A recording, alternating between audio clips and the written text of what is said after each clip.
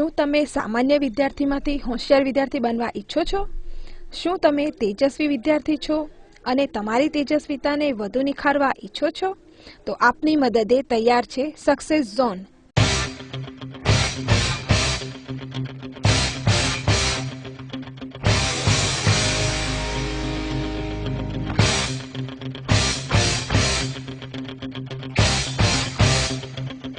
આજના વિદ્યાર્થીને અભ્યાસમાં સફળતા મેળવવા અનેક માહિતીઓને યાદ રાખવી પડે છે. ઘણીવાર મહેનત કરવા છતાં તેઓ સંપૂર્ણ સફળતા મેળવી શકતા નથી. અનેક તેજસ્વી વિદ્યાર્થીઓ પોતાની ક્ષમતા પ્રમાણે પરિણામ મેળવી નથી શકતા. પરિણામે તેમનામાં નિરાશા અને હતાશા જન્મે છે.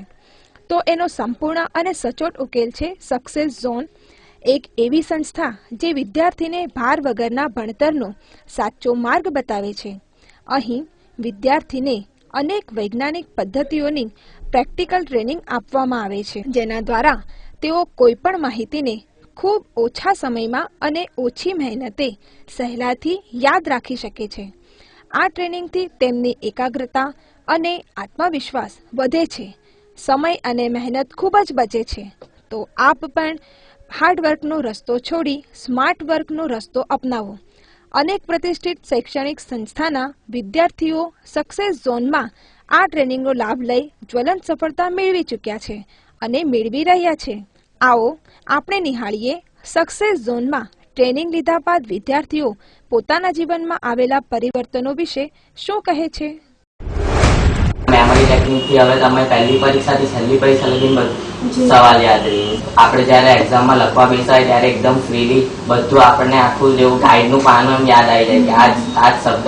સ્કૂલની ફર્સ્ટ એક્ઝામમાં 71% હતા અને હમણાં સક્સેસ ઝોન જોઈન કર્યું એટલે મારા સીધા 84% હમણાં થયા છે અને ખાસા વધ્યા છે. વાંચવું કેવી રીતે, સવાલ કઈ રીતે તૈયાર કરવા તે બધું સરે શીખવ્યું. 10મામાં મારો બોર્ડમાં 7મો નંબર હતો અને સુરત સેન્ટરમાં 3જો નંબર. શરૂઆતમાં જે સવાલ કરતો હતો તે વારંવાર લખતો હતો અને ગોખવાનું જ ચાલુ કરતો હતો, પણ સરની જેમ જેમ ટ્રીક શીખતો ગયો તેમ તેમ મને ખબર પડતી ગઈ કે આ સવાલ તો રમવાનું જ છે એની સાથે, એટલે તરત જ એ યાદ થઈ જાય. અને ગુજરાત બોર્ડમાં મારો 6થો ક્રમ અને સુરત સેન્ટરમાં 4થો ક્રમ મેં મેળવ્યો છે.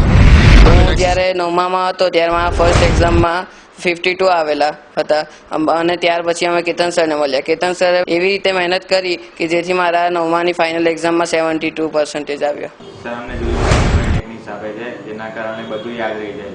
જે મોટા સવાલ હોય તે પણ યાદ રહી જાય અને લાઇનસર યાદ રહી જાય.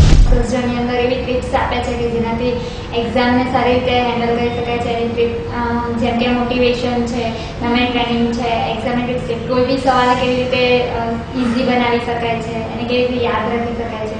ઇન શોર્ટ કે એવી ટ્રીપ્સ હતી જેનાથી પ્રોગ્રેસ થઈ શકે છે એજ્યુકેશનમાં. એના માટે હું જોઈ અમુક જેવા વિષયોમાં બહુ કંટ્રોલ જેવો આવે છે, પણ જે સર જે પ્રમાણે શીખવે છે એ પ્રમાણે એ ઇન્ટરેસ્ટ એટલો ડેવલપ થાય છે કે એ પ્રમાણે ભણવાની પણ મજા આવે છે અને હજુ વધારે ભણતા રહેવાનું મન થાય. શબ્દો યાદ રાખવાનું એકદમ સહેલું બની જાય છે અને પ્રયોગોમાં પણ આપણે બધું જે મિક્સ થતું હોય છે, બધા સવાલ જવાબ તે મિક્સ નથી થતા અને કોન્સેપ્ટ ક્લિયર રહે છે. પહેલાં મારા 80.05% હતા, હવે મારા 90 ઉપર હું ગયો છું. સફળતા 100% મળી છે અમને, કારણ કે એ 80% જ આવતો હતો.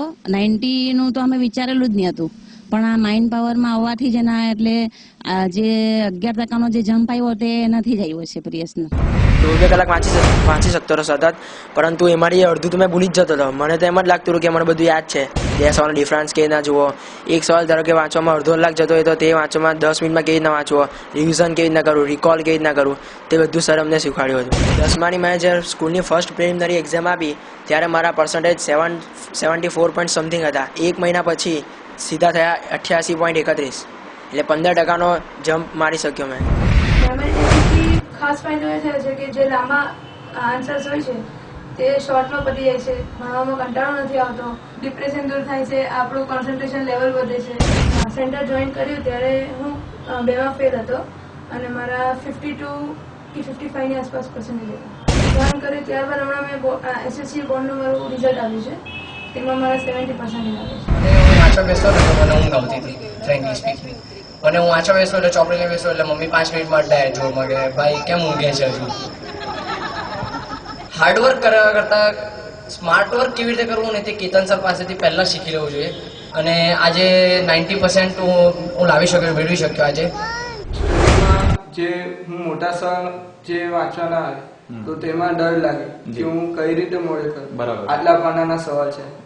તો મેં પહેલા તો સવાલ જોઈએ અને પછી એના પાના ગણી કેટલા પાનાના છે બધા ગોખતો કે કેવી રીતે હું તૈયાર કરું. હું આટલી મહેનત કરું છું અને મારા ટકા નથી. આ સરના સાથે જોડાયો પછી એને હું ચાહું ત્યાં સુધી યાદ રાખી શકું.